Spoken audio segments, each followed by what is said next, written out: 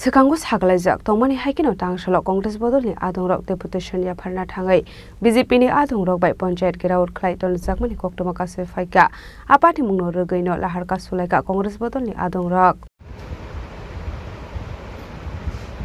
Kokdomani bisingti shoyman kha lai thane 1 April salmarewo Congress bodolni bakhakti kaisar saklai mo rujak tongmani 7 April ni salmarewo Dokhin Kodamtola block deputation ya pharnani hanai Abahikino tangshlo deputation ya pharna thangmani sorawo BJP bodolni adongrok panchayat gerao khlai tonimani bai deputation ya pharmanlia Congress bodolni adongrok apati mungno regai khafurjage angai Congress bodolni adongrok choraibari lahar kasulai kha abahike lahar kasu jangmani koktoma mankino Kodamtola block ni video Congress bodolni deputation chajagai nahar ka hanai shaka Congress bodolni adongrok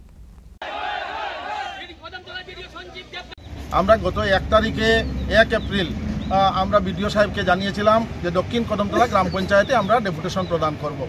আমরা সেই মোতাবেক পুলিশকেও আমরা জানিয়েছি।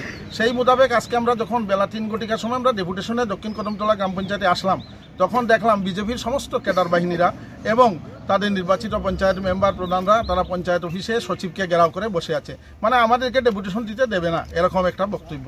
আমরা তখন এখানে অনেক কথাবার্তা হওয়ার পর যখন কোনোভাবেই তারা ডেপুটেশন দিতে আমাদেরকে দেবে না, আমরা বিডিও অফিসের সামনে রাস্তা অবরোধ করি 1 ঘন্টা রাস্তা অবরোধ থাকার পর এখানের যিনি পুলিশের দায়িত্বে যে অফিসার ছিলেন উনি এসে আমাদেরকে অনুরোধ করেন যে বিডিও সাহেব কথা দিয়েছেন পঞ্চায়েত অফিসে কেউ ভিতরে থাকবে না, সচিবের কাছে আপনারা ডেপুটেশন প্রদান করতে পারবেন।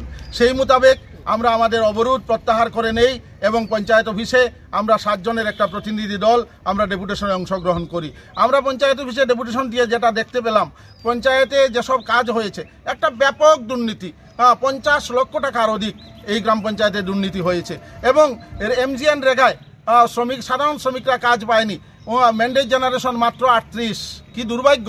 এরাই বলেছিল একদিন যে মনমোহন সিং সরকার 100 দিনের রেগার কাজের নিশ্চয়তা দিয়েছে, আমরা যদি কেন্দ্রের ক্ষমতায় আসি রাজ্যের ক্ষমতায় আসি আমরা 200 দিনের কাজের নিশ্চয়তা মানুষকে দেব এবং শ্রমিকের মজুরি 340 টাকা করব। আর যারা 200 দিনের কাজের যারা প্রতিশ্রুতি দিয়েছিল তারা মনমোহন সিংয়ের 100 দিনের কাজটাও দিতে পারে না। এই 1 বছরে দক্ষিণ কদমতলার মানুষ কাজ পেয়েছে মাত্র 38 দিন।